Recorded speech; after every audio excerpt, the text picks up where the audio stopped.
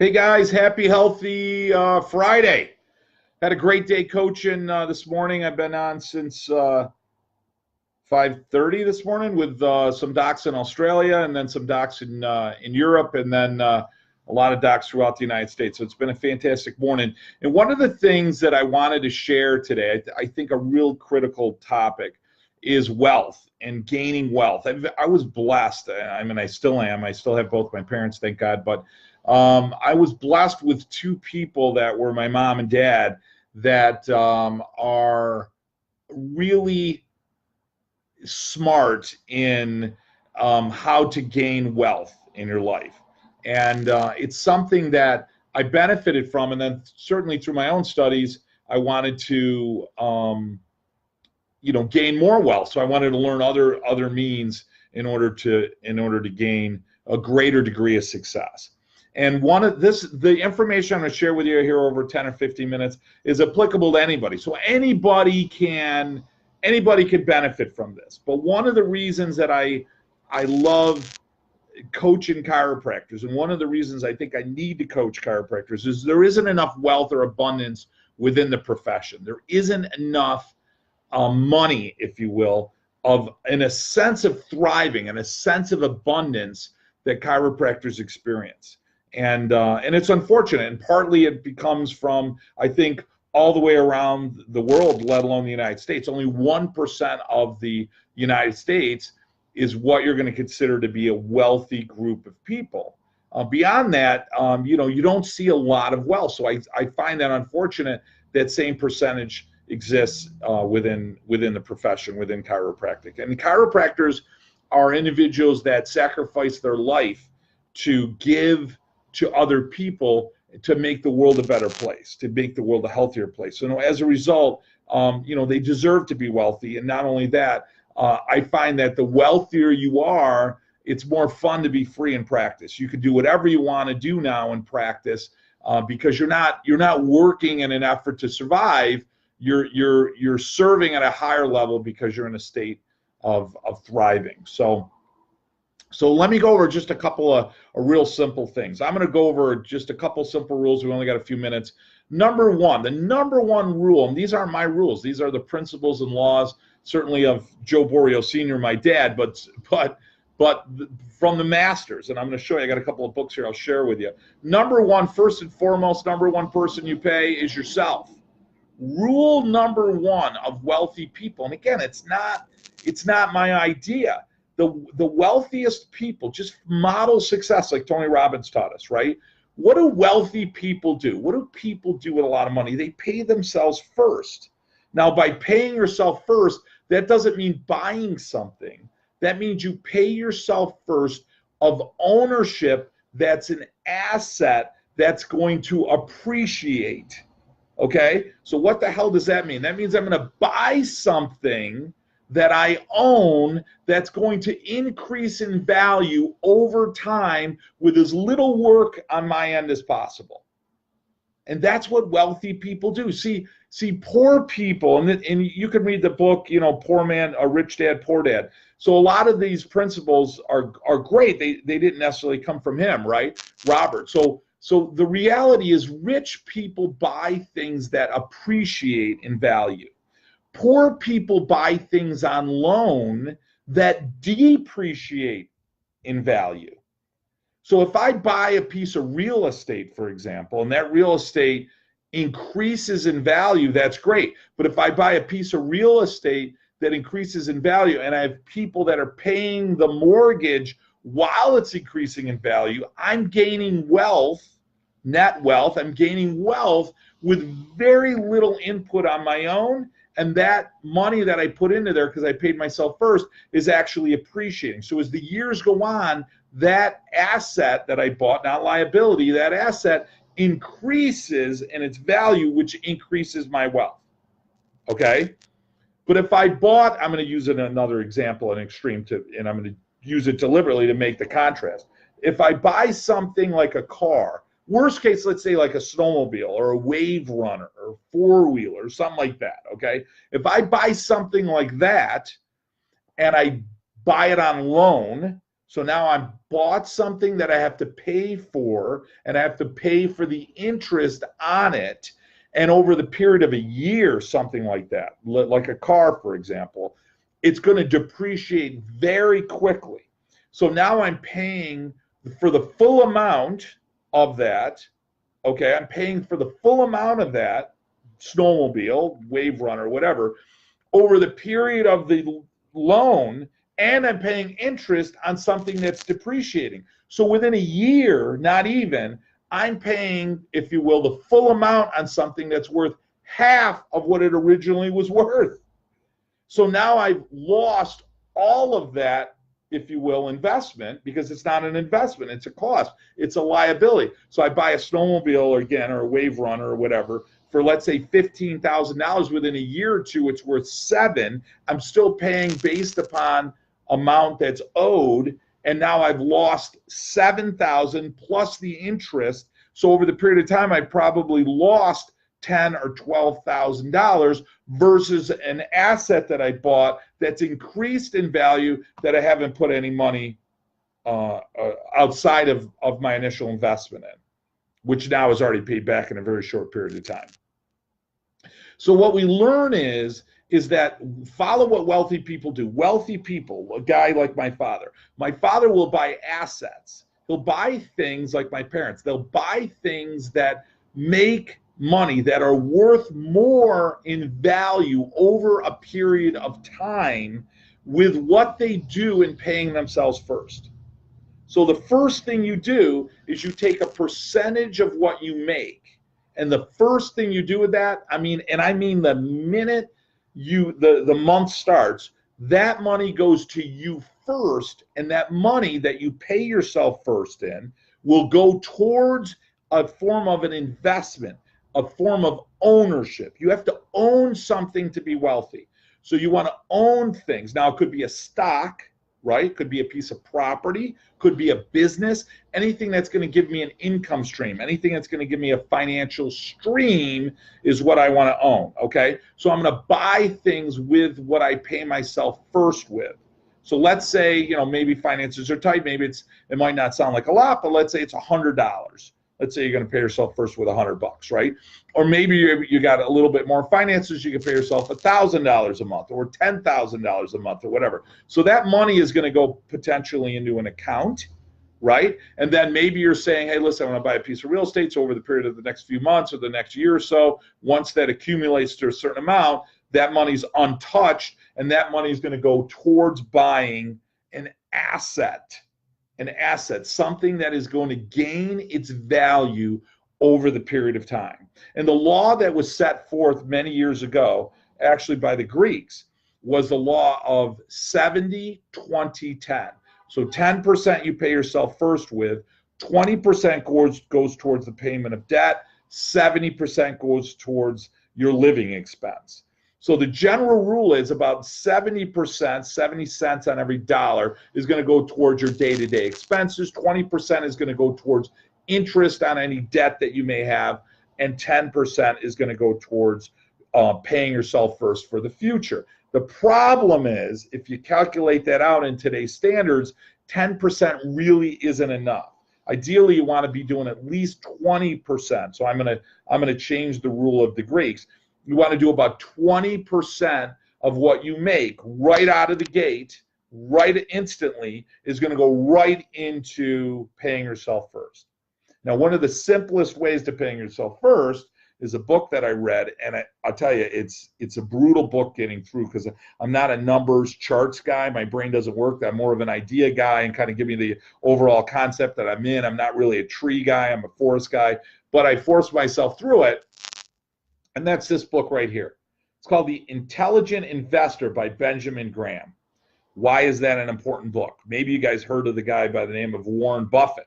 So Warren Buffett went to a library, so the story goes, and one of his early books that he took out of the library was this book right here. It was called The Intelligent Investor, right? Written by Benjamin Graham. Warren Buffett ended up working with Benjamin Graham as a student in college years after, which was Benjamin Graham was his mentor. And what they basically taught you is how to be an investor. Now, I'm going to call us as passive investors because I'm not somebody that's going to go through charts and read all that stuff. But what they found was that if you pay yourself first, you take a section of money out and you put it into a long-term investment, the rules of 72, every 7 years in the market, your money will double in general, even though it fluctuates every 5, the market will fluctuate every 5. So every 7 years, if I put $10,000 in there, 7 years from now, it's worth 20, right? 7 more years is worth 40, 7 more years is worth 80, and so on and so forth, okay? So that's the general rule. And what they found was nothing beats the S&P. So in the end of this book, in the end of Money Manners, Tony Robbins, which I just finished that for the second time. When you read those books, Carl Icahn, I mean, people that are billionaires, people that are really wealthy, when you start to study what they did, you'll understand that nothing beats the S&P. So if I have the S&P and I set up an index fund, you can do it right through there's a few of them you can actually run them through. But you do an index fund, an S&P index fund, and you take a large percentage and you throw it in the index fund. It's going to cost you 0.5% to throw it in there. Vanguard is a great one. It doesn't have to be with that one. And you throw it in there, and what's going to happen is you don't touch that. That's money that's making you money, and that's paying yourself first. So what happens is over a period of years, that becomes substantial. Why? Because of what? Compound interest, right? Why is compound interest important? Because a guy by the name of Benjamin Franklin and Albert Einstein, which I got his book over there, what did Albert Einstein say? Compound interest is the greatest invention in the history of man, by the universal intelligence, by God. Albert Einstein and Benjamin Franklin said basically the same thing. So what that means is your money is compounding, it's increasing in value as time goes on. Time is your friend right now. Remember, the lender is a slave. I'm sorry, the borrower is a slave to the lender. Where do you get that? That's another great book, which I'll share with you, right? The Richest Man in Babylon. Okay? So another great book to read. And what do they teach you is it'll work against you. So if I own a house and I own a car, right? I'm sorry, I say own. If I borrow money on my house and I borrow money on my car and I'm borrowing on a snowmobile and I'm borrowing on this and I'm borrowing on that and I owe all this money, right? What's happening is that you're the guy getting poor, the woman getting poor, and the lender is getting rich, because what's happening is, just like you want to throw money and make money in an investment, you're the investment for that person, right? So what happens is you're paying so much of that interest. So if you buy a house, you're paying double, in some cases triple, the cost of the house in interest. I buy a house for $100,000. By the time I pay off my 30-year mortgage, and now they're doing even longer mortgages, I've paid $300,000 for the house. So you're not going to gain wealth doing that. If I buy a car, I'm spending thousands, tens of thousands of dollars for the cost of the car, by the devaluation of the car, the interest of the car. I buy the snowmobile, I'm losing money there, da da da da. And worse than that, I'm not putting any money by paying myself first. I'm doing nothing. So what happens is I'm constantly getting poorer, and I'm not gaining any wealth in my life. I'm not gaining any wealth. So a great book that I read a number of years ago, David Chilton, called The Wealthy Barber. And they talked about, I only got 2 minutes here. They talked about dollar cost averaging. So what you basically want to do is buy little increments of the market, in this case an S&P index fund. You want to buy little increments of the market consistently over a period of time. So you'll buy some of it where the market's lower, some of it where the market's higher. So it averages, your dollar cost averaging your purchase price into the market. And if they compare that, and they did that in this book, in the Benjamin Graham's book right here, The Wealthy Barber, okay? So they did that here. And what they found was that if I bought at one time versus dollar cost averaging, I had a substantial amount of money increase over the period of 20 or 30 years than I would if I bought it the one time. So dollar cost averaging is the only way to go. David Chilton teaches you that in The Wealthy Barber. But I can just tell you, go to Vanguard, open up a 401k or a Roth IRA, and you take $100 a week or $100 a month if money's really tight, or $1,000 or whatever, and you pay every month yourself first. Second person you pay is Uncle Sam. My dad taught me that you're going to have a partner in your business. I'm like, who's that, Dad? And he said, Uncle Sam. And he's right. They take a good about 50% of what you make, and you don't want to get behind on your taxes. So what you do is you take a percentage and you throw it right into your pay yourself first. Second person you pay is Uncle Sam, and then you pay off any of your creditors. You make a small amount. Don't pay a huge amount to them.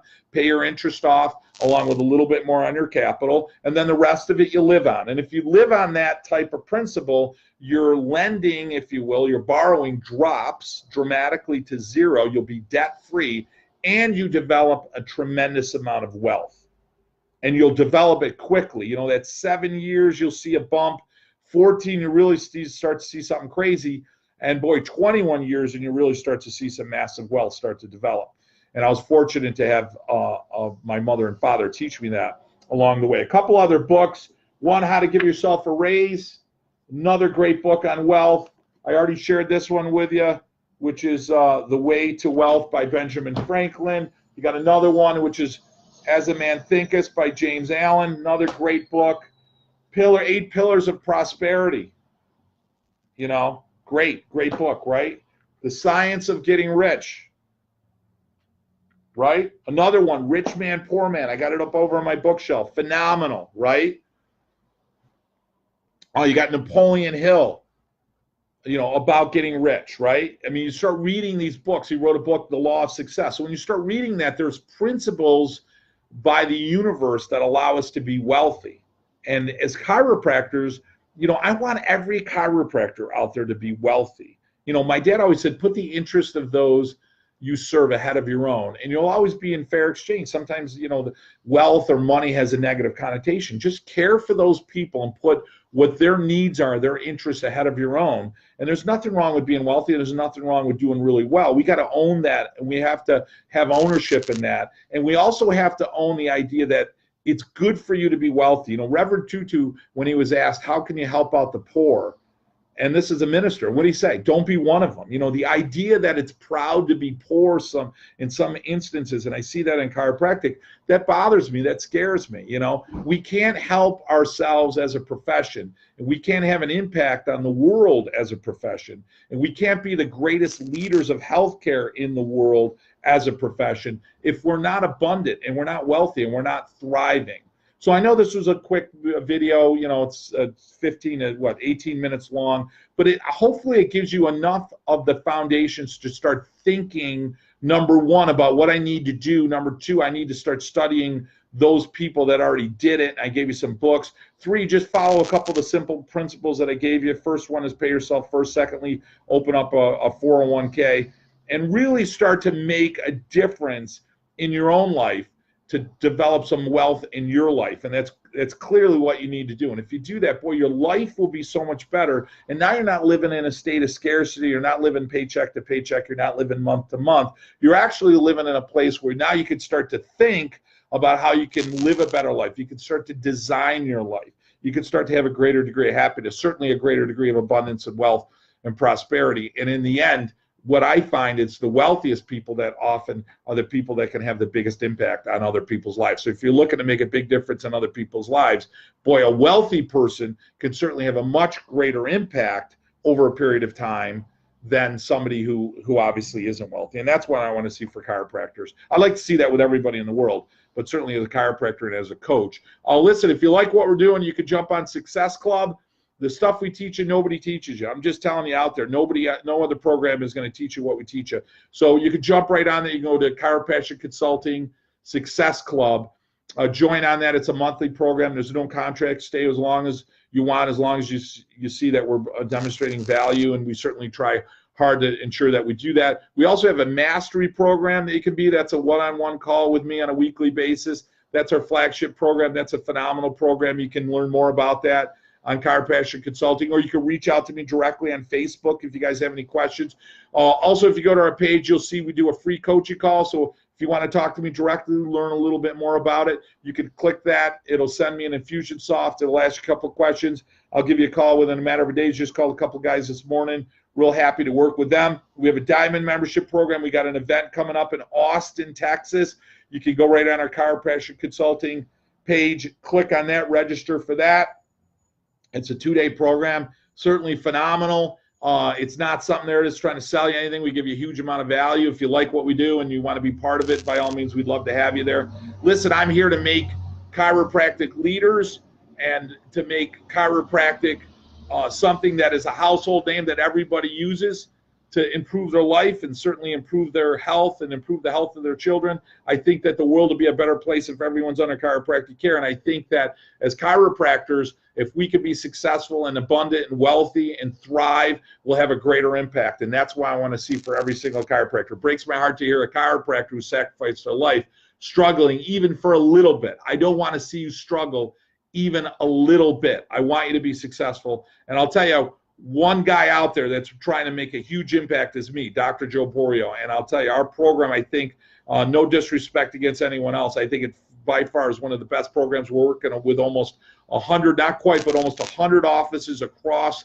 the world, almost 100 offices across the world, teaching them and giving them parameters and teaching them principles and leading them and inspiring them and their teams and their offices on how to have a more successful life, how to have a more successful practice, and how to make a bigger impact in the world. And there's nothing that's a bigger honor when somebody reaches out to me and says, hey, Dr. Joe, I want to tap you on the shoulder. I want you to be one of those leaders in my life, because I had multiple leaders in my life and I know what they meant to me, and it's an honor to be that person in your life.